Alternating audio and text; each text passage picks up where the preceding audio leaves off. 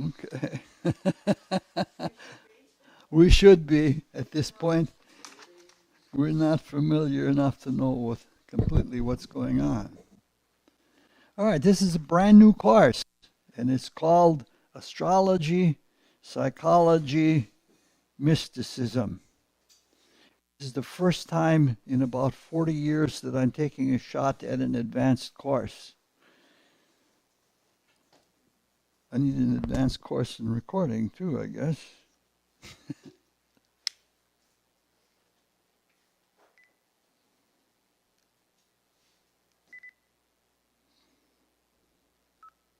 All right, are we going here?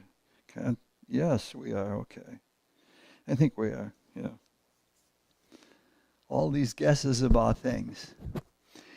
But the whole idea of advanced is only a relative term. In this case, it's relative to me.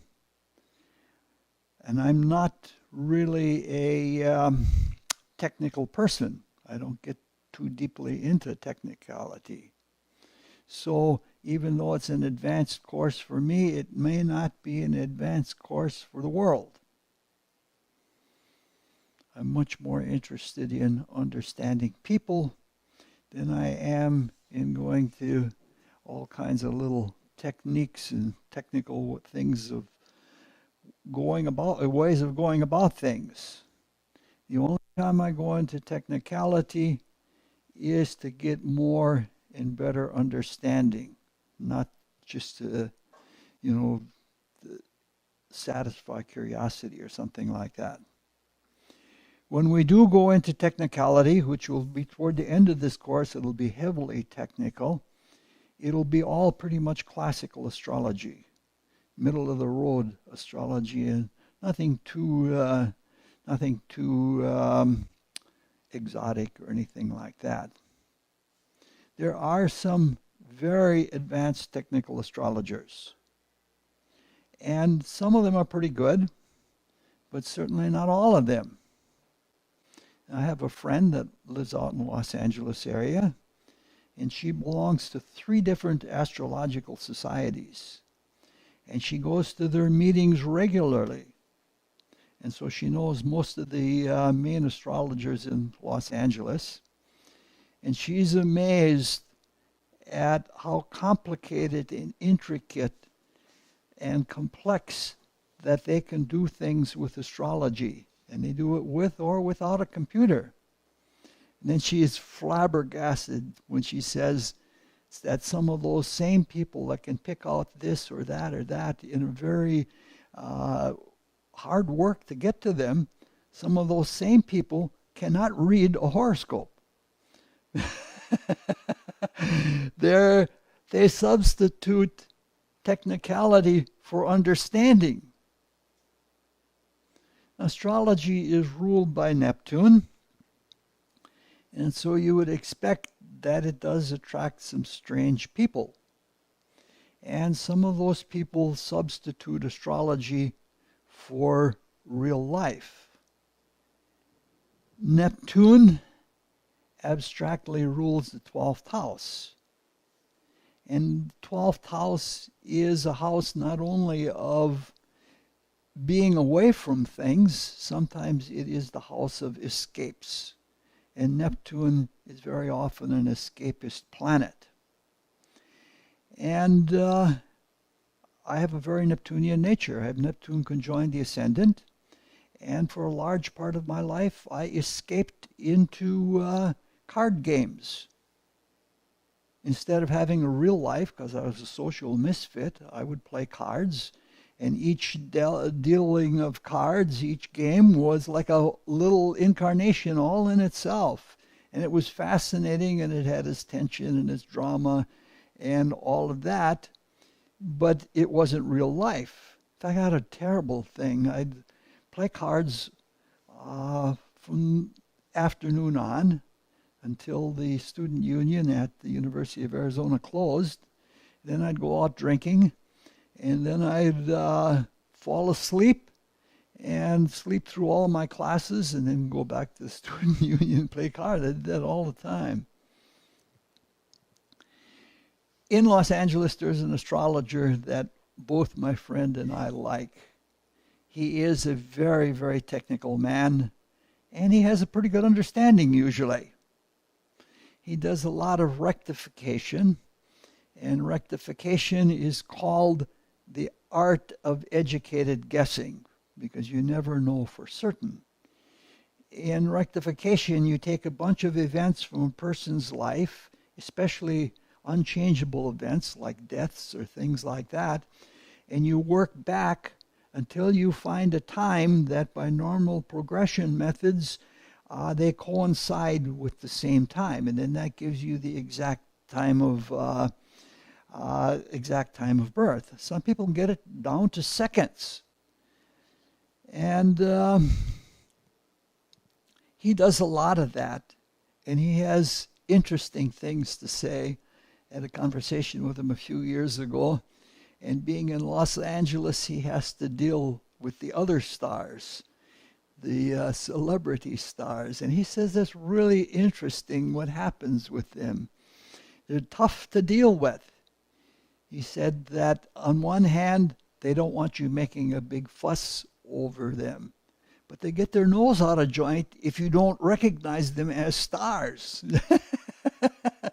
So they want it both ways, and so they have their own kind of escape. They escape into the false image that is put forth. We looked at a chart of Michael Jackson a few years ago, and Michael Jackson was all about false image with all of that facial surgery and everything else. At any rate, this is only going to be a relatively technical course, and it's time to get back on the track with it. Since this is a course on mysticism, as much as it is a course on astrology and psychology, we can use mysticism to get at what we're trying to get at. Mystics from the East and from the West and from ancient times and from modern times all pretty much agree that most of humanity is in spiritual blindness. We do not have spiritual vision. And there's pretty much a general agreement that it has to do with falling excessively into the outer world, into the dense material world, and focusing on it so much that we have closed off our inward spirituality. The Bible says it. A lot of different books say that. So there's an agreement that there is a fall into material blindness. Now, we all do have inner activity. We think and we emote and we incite ourselves to action, but we're nowhere near developed in our inwardness the way we are in our outwardness. In the dense physical body, we have amazing sensitivity in the senses. And so we can do things here. Science, with its observation, both with machines and with the senses, has done very marvelous things. Artists have too. In the inner things, we're in sort of a fix with regard to them, because the inner worlds are more worlds of cause, and there are more worlds of meaning rather than form. The outer world is more form than it is meaning, and it's amazing. I go to a place called Science News Daily every day and check what the latest science papers are, and it's amazing how much medicine and science are calling effects causes, because there are causes that are behind the effects that they are themselves calling new causes. It's just blows my mind away. In order to function well and progress in the creation or in the evolutionary creation, we have to understand the meaning of things. And we have to be more in touch with the causal part of our being. We don't want to be just moved around by whatever forces would move us around externally. And various means have been employed to get at the inner things that we don't get at with perception. Scientists use speculative hypotheses to get to something that they can't see. Artists and religions and psychologies, for that matter, also. These are posters and schedules, if you know somebody who wants them. Also employ symbolism, using the symbol as a way to get at inner hidden meanings. So, different facets of culture have developed different means for getting at the worlds that are currently invisible. Sometimes different means are used to get at the very same thing. And that's what we're trying to do. And when there are several means to get at the same thing, each is called a context. Astrology and psychology and mysticism are all different contexts to understand human nature. Astrology is a means for relating behavior to the cosmic environment. It relates the human microcosm to the cosmic macrocosm. It provides a means to coordinate observation and intuition about the meaning of those observations. It's very excellently suited for collecting and organizing observations and getting intuitive understandings of what they mean. So it ties together and it coordinates other means for getting at the inner worlds. Mythology, the myths are in all of the signs of the zodiac. Symbology, we've looked at that from the very beginning of all the courses. And other things like this are all tied together with astrology. Now, sometimes trying to get at the inner meaning of things is called divining. And the methods employed to get at inner things are called divinational sciences.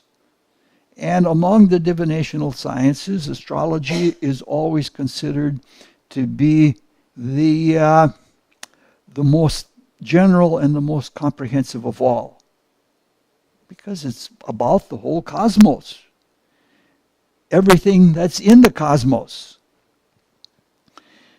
Now, obviously, this means that there's a unity between everything in the cosmos. If there isn't, there's no reason to study anything, because there's no connectivity between anything that you can know a common truth of all things. Now, when we're talking about astrology in this sense, we're talking about much more than mere horoscopes. We're talking about astrology as relating to everything in the cosmos. When we turn to psychology, psychology literally means the organization of the soul. Psyche is another name for soul. And unfortunately, soul is one of those words that has many, many meanings, and some of those meanings are not compatible with other meanings. In the Western context, even though some people equate soul with individual spirit or self, the classical Western definition of soul comes from Aristotle down through the Christian church. And the soul or psyche is the quotient that each individual has for everything between the spirit and the body. We have body, soul, and spirit. By body, it's meant in that context just the dense physical vehicle. And the spirit is the divine part, the truth knower, the self that is behind it all. But everything in between, taken as a whole, all lumped together, is called the soul in this context. That's the context where the word psyche, as it is in psychology, comes from.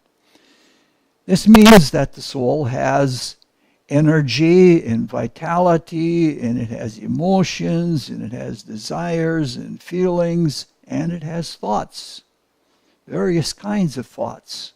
So, all of these are taken together as one. But because the spiritual worlds are as fluidic as they all flow together. And when they flow together, they act as one, or they usually act as one. Sometimes we have internal conflicts, and we'll be looking at a lot of those kinds of things as we go along. And if you think about it, it's very hard sometimes to separate thoughts from emotions. The best example of that is if you're listening to music. Your thought is following the thought of the composer, but at the same time your feelings are moved. And even the energetic part of the thing, if it happens to be something like very danceable music, the energetic part gets activated and it all seems like one experience. And that's the way that the inner worlds very much flow together. Now everything that we're saying now is very brief. It's just introductory and it's being presented very swiftly. And as we go along, we're going to go more and more deeply and more precisely into things. Now in academe, psychology means something different. It has come to be that, like if you go to the University of Wisconsin here, you look at the psychology department, it's almost a branch of the physiology department. It has to do more with psychophysical measurements. What happens if we zap you with electricity? Or you look at a porn film, what happens, the measurements in your body? And that's what they do. And there's a lot of statistics and things like that. It's not trying to understand the machinations that go on inside the soul. In fact, there's not even a belief in the soul. So the word, you could just call it ology. You'd have to take the psyche out of it because of the lack of meaning that it has. To some extent, among people who are materialistic, astrology is even going that way. You go to astrology conventions now, and you see all kinds of statistical papers that may or may not give you insight into human nature. The way we're going to look at psychology is the way it was looked at about a century ago, at the origins of what is called depth psychology. In this sense, psychology is the science of examining behavior and inferring what is, from that observation, what is going on in the invisible psyche.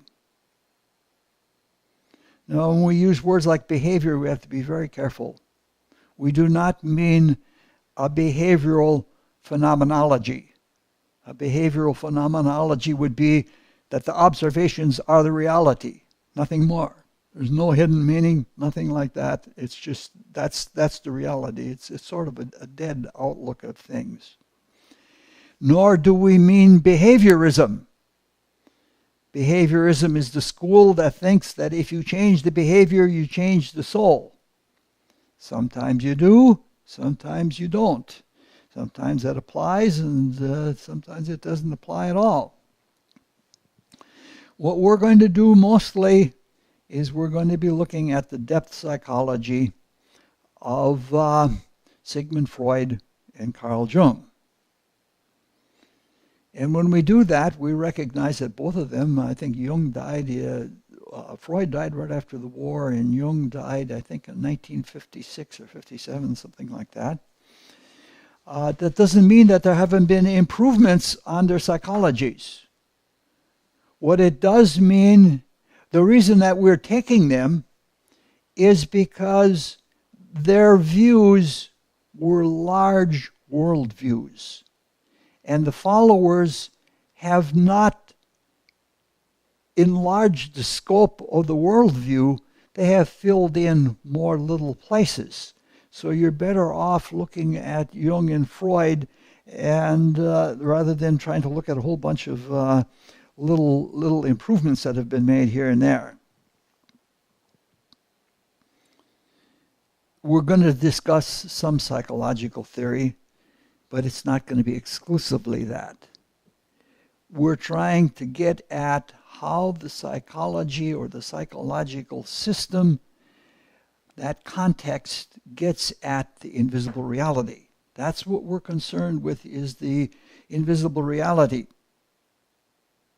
We're also interested in things like psychotherapy and how people can make improvements, or they can be healed if they have problematic personalities and such like that. That brings us to the third context, which is mysticism. And mysticism as a contextual view of reality presents some very interesting problems. This is because mysticism is supposed to be the direct observation of inner reality, seeing the spiritual world straightforward. However, even if you are fully clairvoyant, you still have to interpret what you're seeing. And you still have to understand what you're seeing. Clairvoyance doesn't do it all by itself alone. The situation is, for most of us, that it has to be an outright context. This is because most of us can't see internal reality. So in that regard, to the reality of human nature, we're in the same boat as Freud and Jung. In fact, many or most of us have not been as close of observers of human nature in its outer manifestations as Freud and Jung had been. Most of us are pretty pedestrian about observation and interpretation. So we're quarantined or isolated in the outer world. We rely on context to understand inner reality. As we just said, our isolation is not complete and total. We do have rational capacities, and we have sympathies for the feelings of others, and we have intuition. Probably most of us have had intuitions about the validity of the claims of mystics, or we wouldn't be here together in this room if we didn't think there was something to mysticism that our intuition showed us which was true. We'd be off doing something else. Mysticism, especially modern mysticism, offers plenty of opportunities to test and verify the claims that the mystics make from their direct perception. Moreover, most schools of modern mysticism provide very safe means for unfolding ourselves. Personally, I've been studying mysticism for more than 50 years, and I have been practicing exercises during those 50 years, and I have not found any, or I should say not found many, inconsistencies of the statements of mystics with reality. And some of them are still hanging in the air. So myself, I have a great gratitude for what has been passed on to us by mystics. Now, I have studied two primary sources in modern Western mysticism. One is the writings of Max Heindel and the Rosicrucian Fellowship, and the other is the writings of Rudolf Steiner and the Anthroposophical Society. I am much more in tune with the Rosicrucian philosophy than the Steiner philosophy, and I'm much more dedicated to it. Now, I'm mildly familiar with other things, such as theosophy. I've read many of the theosophists, and I'm familiar with some forms of Buddhism, and a little bit I'm familiar with Sufism, and there are a lot of other things that come up along the way. For the most part, we're going to look at mystical topics that are common to all of these schools of thought. The presentations are going to be in terms of modern Western sources for several reasons. One, it's what I know. I'm most familiar with it. And another reason is that it is culturally relevant. I don't need to know what was happening in the 13th century in Iran when a certain branch of Sufism was developed. This is something that relates to this world as I live in it now. And the main reason is that in all of the things that I have surveyed, modern Western mysticism describes inner reality much better than anything I have ever encountered. So, to sum up, we're going to study human behavior, human nature, so that we can better understand and improve ourselves and help other people to have healthy psychological lives. So we're doing that using three contexts: astrology, psychology, and mysticism. This is an astrology course, so there's going to be a lot of astrology in it, probably more than the other two put together. And since it is an advanced course, it's going to be technical. And it's going to require some effort, and it may be too different for most people. If we look at the universe, almost everything in the manifest creation employs the spiral. If you follow the path of what is called an electron, or if you follow the genetic material, the nucleic acids, or you look at the shape of galaxies or the paths of planets in their orbits, they're all spirals in some form. A spiral combines a circle and a straight line.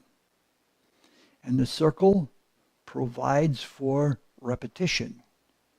You do the thing over and over again and again. The straight line makes for progress. You're going forward. There's something linear. So, in the presentation of the material that we're going to go through here, it's going to be spiral education. According to spiral education, you start with a very few simple principles, and you go over them again and again. You cycle through them again and again, and each time you go through them, you go a little bit deeper, and you take in more things into account. Relative to this course, there have been 3 courses that have preceded it. The first one is introductory. It's called Topics in Astrology, and it has all of those talks meant to be fun about the signs, the houses, the planets, and the aspects. The ideas are deep, and the ideas are pretty much universal, but there's not much astrological technicality in them at all. That set of talks is introductory, and it's introductory for someone who wants to be a student or the man on the street, so to speak. The whole idea of that series of talks is to immerse one into the elements of astrology, and when immersed, one finds them in oneself.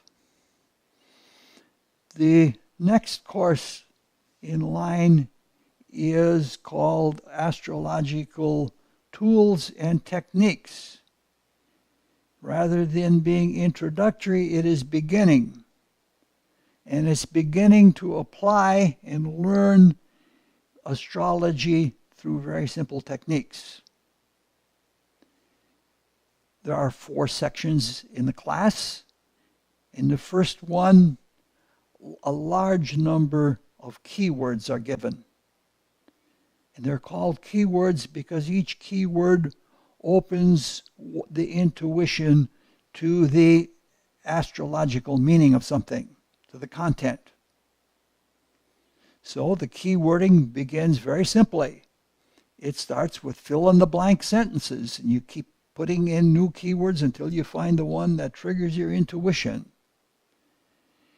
Then it becomes progressive keywording, in that eventually there are more and more blanks and less of a specific sentence. The sentences are both descriptive and deductive, but more emphasis is on the description. And eventually you get to the point where it's all blanks and no imposed structure, which means you're at the point that you can start putting together sentences on your own and have them be meaningful astrologically. Everything in the sentence is chosen by intuition. After that, using such sentences, you describe the 4 facets of character: the personality, the outward form, the emotionality, the mentality, and the individuality, which is also the spirituality. And it's all done in English. The law is that when you write sentences, they must be in English with no astrological terms. Because if you can't write it in English, you probably don't know it. The next section is forming poetic images and metaphors. The third section is on astrological journaling.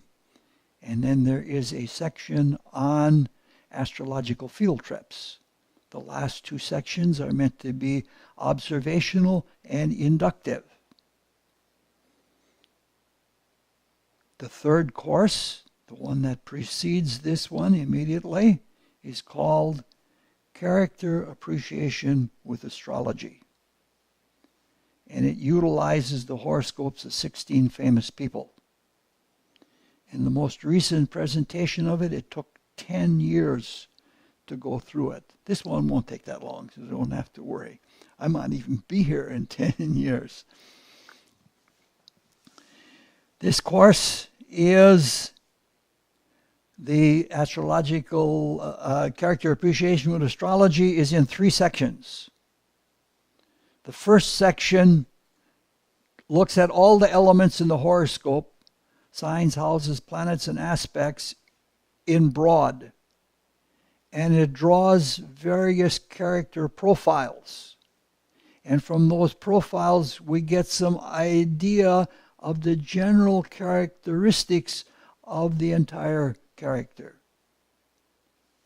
And when we have done looking at all of those profiles, we do cross-profiling, and from that we can draw out all sorts of things that are normally invisible in the horoscope. The second section introduces an astrological estimation system. And the purpose of that system is to be able to see the relative strength of each aspect to each other aspect. Because the aspects are where the things happen in a horoscope. The aspects are the tools that the Spirit uses to bring things about. So if you know which tool is stronger than another, you know whether the outcome of something is likely to be better or worse. And the other thing that is done in the estimation system is to find the relative strength of each planet with each other planet. That is to determine whether a person is highly solar or mildly Saturnian or something like that. The section on estimation is a public demonstration of its accuracy. After that has been developed, the final section, which took a long time, was to go through each of the 16 horoscopes and each of its 4 facets: the personality, the emotionality, the mentality, and the individuality. And in each case, we did an analysis. And we did an analysis based on the strengths of things and the things that contribute to the mentality. For example, Mars doesn't contribute very much to the mentality, and Mercury doesn't contribute very much to the emotionality. And so we did an analysis of that, and we finished up using various different summary techniques. Summarizing sometimes this way, summarizing sometimes a different way. And that is what was done in the course preceding this. That brings us to this course. And what we're going to do is we're going to recapitulate everything that we did in the intermediary course, which means we're going to draw profiles to begin with. But when we draw profiles, it's not going to be just astrological. We're going to introduce character typologies, like how did Freud or how did Jung describe a personality as a type: oral, anal, intuitive, mental, things like that. So we're going to do that all over again, and we're also going to look at what mysticism has to say about the things that we're drawing profiles of. Now, we're not going to be exhaustive, but we're going to go into those things. When we do the estimation system, that'll be pretty much the same. That's always the same. We will, find the relative strengths. And then we'll do all over again, looking at the 4 facets of character. Only this time, we will, like last time we did it, we had 2 streams. We had the oral stream and we had the written stream. So that was what was said in the talk was not the same thing as what was said in the handouts. All of these things are available if you want them. It comes to be a pretty thick book if you want to print it all out. And the oral parts are all available in MP3 form. And each time we looked at each facet in each horoscope, we looked at something relative to life. If it was an artist we were looking at, we looked at how do you develop an aesthetic. Or when we looked at Helen Keller, what things in a horoscope make for blindness? What things make for deafness? We're not going to do quite the same thing when we go through the recapitulation of the facet analysis this time, but we're going to do something having more to do with psychology. And after that, we go through the 2 horoscopes again. This is where the more advanced part comes, and we go house by house. We study the astrology of the different houses with each other, and we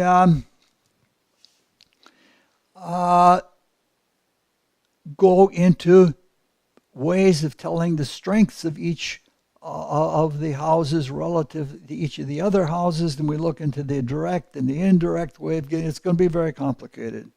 It's not something that other astrologers don't do, but they never put it into a textbook. They never put it into a course that I know of. They give examples of something, but they don't give a comprehensive view of things.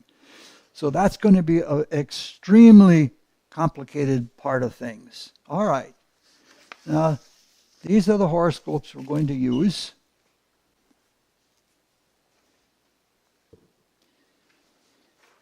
For each horoscope, there are two versions.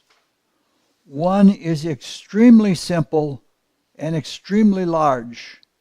It's for having an unobstructed view of the horoscope with all sorts of things distracting you. And the other one gives more information. So we have to talk about the horoscopes themselves. There are no problems, or very few problems, with the accuracy of the Sigmund Freud horoscope. It is given the highest rating of accuracy by astrological researchers. It's given a AA.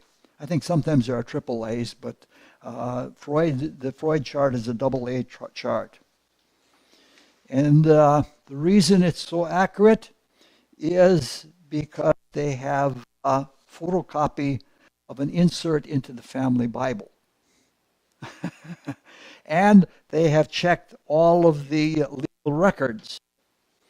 There was one author that started a big hubbub, and he said that Freud was actually born 2 months earlier, but to make it, because he was conceived out of wedlock before they were married, and they had to cover up for the fact.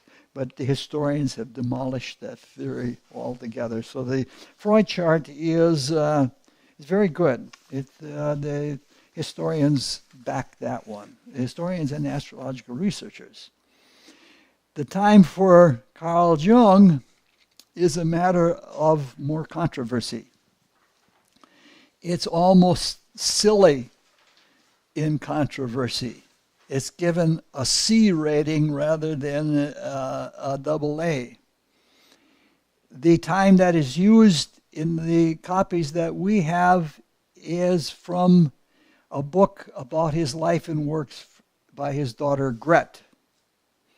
The controversies arise because of a personal conversation that Freud had with the members of his psychological association.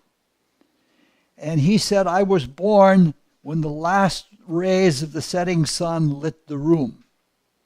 And this set off all kinds of silliness. In the first place, the last rays of the sun, that's not a very accurate or precise term. It's pretty vague. And this set off wars of calculation, where people tried to determine the exact time of sunset. And they were taking in refraction and parallax and all sorts of other things. And no one, I don't know why it is so, no one seems to have noticed that there's not very much of a level sensible horizon in Switzerland. It's mountains, it's up and down. And no one, I don't think anybody has ever gone, the town is there, and I believe the house is there. All you'd have to do is find the almanac to find where the sun is at the same declination, go to the house in the room and see when the sun goes down. You look at your watch. But no one seems to have done that. It's, there's simple solutions to these things, but people, get into other wars about things. That's one of those things, again, where people are all involved with technology and not with simple, let's get to the meaning of this. Fortunately, the time that is given by his daughter, the one that we're using, is right in the middle of all the speculative ones. So we can't be too far off. We're near the mean speculative time of birth. And we're probably not going to do something that requires split-second timing, so the whole business is moot. The most we could be off with the horoscope is 5 minutes of time. And 5 minutes of time is not so bad at all. All right. That gets us to where we are now. These are what we're going to begin working on. This is the profile sheets. And next time we'll begin filling out the profile sheets and making... Ela says, no, I have to go through all of this again. I'm actually going to throw you a curve next time. I'm going to bring in a psychology that is not Freudian or Jungian. We're going to look at a lot of different things. This may be the last course I ever have a chance to offer. I want to have fun, and I wanted to be comprehensive and mean something. And that's all I have for tonight. Are there any questions? Hug that little boy. He's probably... He's my height and weight now. What? He's my height and weight now. Wow.